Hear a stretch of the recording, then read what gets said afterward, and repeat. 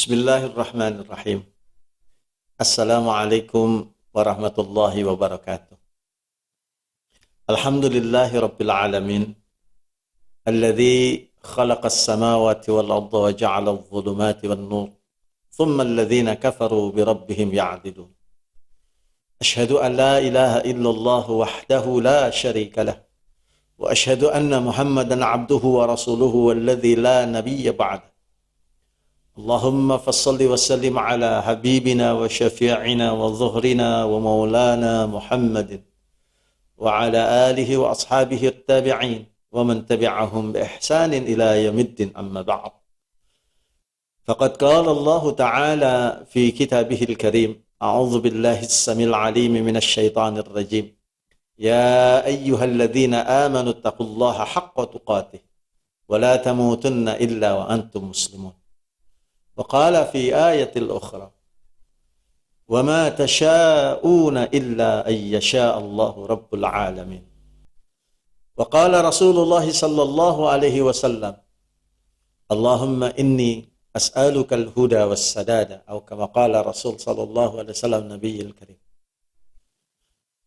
Bapak-bapak, ibu-ibu, tuan-tuan, puan-puan, saudara-saudari, sahabat, sahibah, ikhwan, akhwat, pemirsa sekalian yang dirahmati dan dimuliakan oleh Allah Subhanahu wa taala. Alhamdulillah, rasa syukur kita panjatkan bagi Allah Subhanahu wa taala atas kebesaran, keagungan, kesempurnaan dan limpahan rahmat karunia-Nya kepada kita yang tiada pernah berhenti. Oleh karena itu marilah kita senantiasa berusaha untuk meningkatkan keimanan dan ketakwaan agar dengan demikian menjadi kehidupan kita semakin baik, diperbaiki oleh Allah Subhanahu wa taala. Yuslih lakum a'malakum wa yaghfir lakum dhunubakum. Wa may yuti'illaha wa rasulahu faqad faza fawzan 'azim. Sebagaimana firman Allah Subhanahu wa taala, Allah akan memperbaiki amal-amal perbuatan kalian dan mengampuni dosa-dosa kalian. Dan barang sesiapa yang taat kepada Allah dan Rasul-Nya, maka mereka akan mendapatkan fawzan 'azim, kemenangan yang besar, kesuksesan yang agung. Bapak-bapak, ibu-ibu, tuan-tuan, puan-puan, sahabat saya, ikhwan, akhwat, saudara sekalian yang dirahmati dan dikasihi oleh Allah SWT. Pada kesempatan ini, alhamdulillah, Allah SWT masih memberikan ruang kepada kita dan kesempatan untuk bermuajahah bersama. Kembali kita mencoba untuk berkongsi syarah kitab Al-Hikam, karya besar Syekh Ibn Atha'illah As-Sakandari rahimahullah. Yang pada kesempatan ini kita masuk pada hikmah yang ke-30 dengan tema qadar yang lebih halus. Sebagaimana disampaikan oleh Syekh Ibn Atha'illah rahimahullah, ma min nafsin tubdihi illa walahu qadarun fika yumdih. Yang artinya, tiada satu nafas pun yang terlepas dari kamu, melainkan di situ pula ada qadar yang terjadi di atas kamu. Bapak, ibu hadirin sekalian, tuan-tuan, puan-puan, ikhwan, akhwat, sahabat, sahibah, pemirsa yang budiman. Persoalan tentang qadar ini pernah disentuh pada hikmah yang ketiga dulu. Dan kembali disentuh pada hikmah yang ke-30 sekarang. Kenapa demikian? Karena persoalan qadar dibahas kembali setelah disinggung tentang bagaimana permintaan dan doa yang merupakan tuntutan terhadap Allah Subhanahu wa taala. Tuntutan-tuntutan itu timbul dikarenakan kurang menghayati tentang qadar Allah. Bahwa sesungguhnya Allah Subhanahu wa taala telah menjamin kesempurnaan bagi seluruh fasilitas, seluruh keperluan bagi makhluk. Dan Allah Subhanahu wa taala tidak sedikit pun menguranginya, tidak menzalimi makhluknya. Sehingga dengan demikian, ketika seseorang menuntut, berarti mereka tidak yakin bahwa Allah Subhanahu wa taala telah menyediakan segalanya bagi kita dan akan mewafatkan kita ketika semua keperluan kita, semua rizki kita, semua anugerah yang Allah SWT limpahkan kepada kita telah sempurna sampai kepada kita. Kini kita diajak untuk merenung tentang qadar kepada yang sangat halus, yaitu satu nafas yang terjadi kepada kita. Kita kurang memperhatikan tentang nafas karena ia terjadi secara spontan, tanpa bersusah payah, dan kita anggap remeh untuk diperhatikan. Sekarang, perkara yang kita anggap remeh inilah yang hendak kita perhatikan dengan seksama. Apakah Berbeda satu yang dianggap remeh dengan sesuatu yang dianggap besar dalam hubungannya dengan perjalanan qadar. Kita perlu bertanya kepada diri kita sendiri, apakah setiap nafas yang kita hembuskan itu terjadi secara gratis? Apakah jika kita hembuskan satu nafas hanya saja nafas yang terjadi itu pada waktu yang sama, berbagai qadar yang lain juga terjadi? Persoalan yang dianggap kecil ini seharusnya direnungkan dengan mendalam agar kita mendapat pengertian tentang qadar secara terperinci.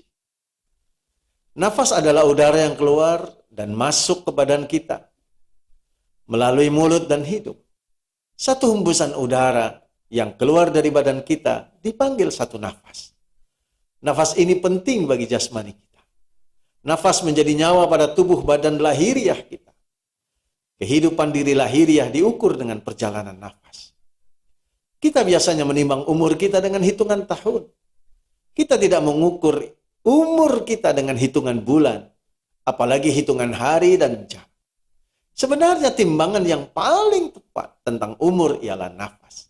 Berapa jutaan atau bahkan miliaran hembusan nafas, itulah umur kita. Kita melihat qadar sebagai ketentuan ilahi yang terjadi pada diri kita dalam kawasan yang luas.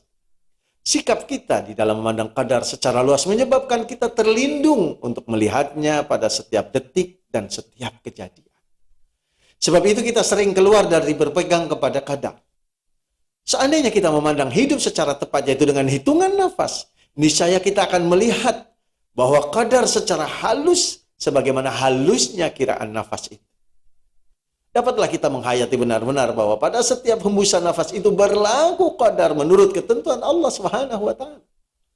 Jumlah udara yang keluar masuk pada badan kita untuk setiap perjalanan nafas adalah menurut takaran yang telah Allah Subhanahu wa taala tentukan. Jumlah nafas yang akan kita hembuskan juga telah ditentukan oleh Allah Subhanahu wa taala. Dan apabila jumlah nafas yang telah disediakan untuk kita itu habis, maka kita akan mati. Jika kita dapat melihat perjalanan qadar sampai kepada tahapan yang halus ini, niscaya pandangan mata hati kita tidak akan lepas dari melihat qadar pada setiap detik dan pada setiap kejadian. Kita akan melihat bahwa jumlah air hujan yang menitik di atas atap rumah kita juga mengikuti takaran yang telah ditentukan oleh Allah Subhanahu wa taala. Jumlah debu yang bertebangan juga ditentukan oleh Allah Subhanahu. Helaian rambut yang gugur dari kepala kita juga ditentukan oleh Allah SWT. Panjang, lebar, dan dalam luka yang kita alami ketika terjadi kecelakaan juga ditentukan oleh Allah SWT. Tidak ada satupun yang menyimpang dari qadar menurut ketentuan ilahi. Sesungguhnya Allah Subhanahu wa taala Al-Latif, Maha halus. Tidak ada sesuatu pun yang keluar dari perhitungan dan pengurusan. Tidak ada sesuatu yang terbebas dari takaran dan timbangannya. Semua makhluk berjalan di atas landasan qadar yang telah diaturnya. Sesungguhnya Allah Subhanahu wa taala tidak sekali-kali lalai, tidur ataupun keliru di dalam menentukan qadar makhluknya. Apa yang telah Dia tentukan, itulah yang akan terjadi. Sesungguhnya Allah Subhanahu wa taala Maha bijaksana. Tidak ada yang melenceng sedikit pun pada penciptaan dan perjalanan penciptaannya itu. Sebagaimana Allah SWT berfirman di dalam surah Hud ayat yang ke-56. A'udzubillahi minasyaitonir rajim. Inni tawakkaltu 'ala Allahi rabbi wa rabbikum. Ma min dabbatin illa huwa akhidhun binasiyatiha. Inna rabbi 'ala siratim mustaqim. Yang artinya, sesungguhnya aku bertawakal kepada Allah Tuhanku dan juga Tuhanmu. Tidak ada satupun binatang melata pun melainkan Dialah yang memegang ubun-ubunnya. Sesungguhnya Tuhanku di atas jalan yang lurus.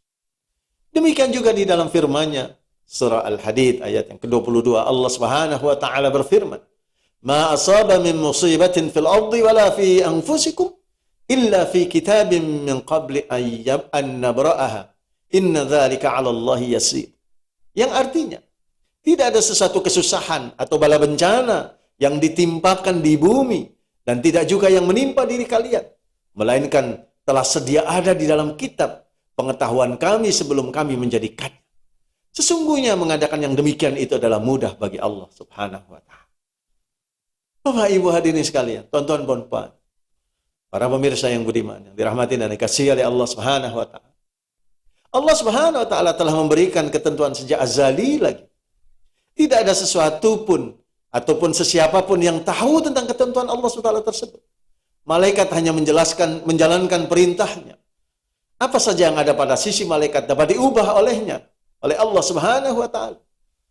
Tetapi apa saja yang ada pada sisinya tidak pernah berubah.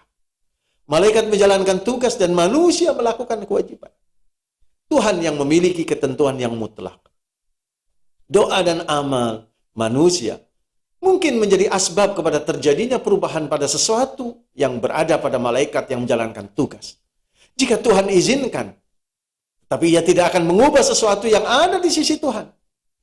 Ilmu Tuhan meliputi yang awal dan yang akhir. Segala sesuatu yang ada telah ada pada ilmunya sebelum ia terjadi. Urusan yang demikian sangat mudah bagi Allah Subhanahu wa taala. Malaikat dan manusia tidak memiliki ilmu yang demikian. Malaikat semata-mata patuh kepada apa yang Allah SWT perintahkan. Sedangkan manusia perlu bergerak pada makomnya dan berusaha meningkatkan perkembangan kejiwaannya sehingga dia menjadi sesuai dengan kehendak Allah Subhanahu wa taala. Rasulullah sallallahu alaihi wasallam ketika ditanya tentang anak-anak orang yang musyrik, baginda bersabda, Allahu idh khalaqahum a'lamu bima kanu amilin. Yang artinya, Allah Subhanahu wa taala ketika menciptakan mereka, dia lebih mengetahui apa yang mereka kerjakan. Sebagaimana diriwayatkan oleh Imam Bukhari, Imam Muslim, Imam An-Nasai dan juga Imam Ahmad. Bapak Ibu hadirin, tonton-tonton, hadirin hadirat, ikhwan akhwat, sahabat sahibat, pemirsa yang budiman sekalian yang dirahmati Allah. Oleh dengan demikian, seluruh kehidupan kita sesungguhnya adalah berada dalam skenario besar yang dimiliki oleh Allah SWT. Skenario yang paling sempurna. Kalau seorang sutradara saja mampu untuk menskenariokan bagaimana dalam kehidupan film, dalam kehidupan drama, dalam kehidupan sandiwara yang berada di panggung-panggung dan sebagainya. Tentunya Allah Subhanahu wa taala sebagai pencipta yang merupakan yang memiliki ilmu, yang memiliki pengetahuan, yang memiliki kebijaksanaan yang tidak terkira dengan kesempurnaan dan keagungannya. Maka skenario Allah itulah yang berlaku dalam kehidupan alam semesta. Bukan hanya dalam bentuk skenario yang besar saja, bahkan sampai skenario yang kecil-kecil sekalipun. Sebagaimana firman-Nya dalam Quran Al-Karim, Allah SWT berfirman, A'udzubillahi minasyaitonir rajim. Allahu khalaqakum wa ma ta'malun. Bahkan Allah lah yang menciptakan kalian dan apa-apa yang kalian akan kerjakan. Bapak Ibu dan sekalian, demikianlah takdir itu. Oleh karena itu, ketika baginda Rasulullah sallallahu alaihi wasallam mengingatkan kepada para sahabat bahwa sesungguhnya Allah Subhanahu wa taala mengetahui siapa-siapa yang akan berada di neraka dan siapa-siapa yang akan berada di surga. Kemudian para sahabat bertanya, "Ya Rasulullah, untuk apa kalau demikian kita beramal? Bukankah sebaiknya kita pasrah saja?" Rasulullah sallallahu alaihi wasallam menjawab, "Beramallah kalian." Kenapa demikian? Karena muyassarun ila ma khuliqa lahu. Allah Subhanahu wa taala akan memudahkan ke arah mana kalian itu diciptakan oleh Allah SWT. Karena itu kemudian baginda membaca surah Al-Lail dari ayat yang kelima sampai kepada ayat yang 10. A'udzubillahi minasyaitonir rajim. Fa amma man a'ta wattaqa wa saddaqa bil husna fasanuyassiruhu lil yusra. Wa amma man bakhila wastaghna wa kadzdzaba bil husna fasanuyassiruhu lil usra. Yang artinya, maka barang siapa yang senantiasa memberi karena dia sadar bahwa pemberian yang diberikan oleh Allah SWT semata-mata karena anugerah Allah, dan kemudian dia bertakwa serta meyakini, membenarkan bahwa pahala yang besar, yang agung adalah surganya Allah Subhanahu wa taala, maka Allah akan mudahkan perjalanan mereka menuju kepada kemudahan-kemudahan, menuju kepada surganya. Sedangkan barang siapa yang bakhil, yang pelit, yang menahan harta yang merupakan sesungguhnya hakikatnya pemberian dan anugerah Allah SWT, dan kemudian dia merasa cukup ilmu, cukup harta, cukup tampan, cukup hebat, cukup kekayaan, cukup pintar, dan kemudian mendustakan pemberian Allah SWT yang paling besar, yaitu adalah surga, maka Allah akan mudahkan untuk mendapatkan kesulitan-kesulitan, atau memudahkan, Allah mudahkan mereka mendapatkan neraka, jalan menuju kepada neraka. Na'udzubillah min dzalik.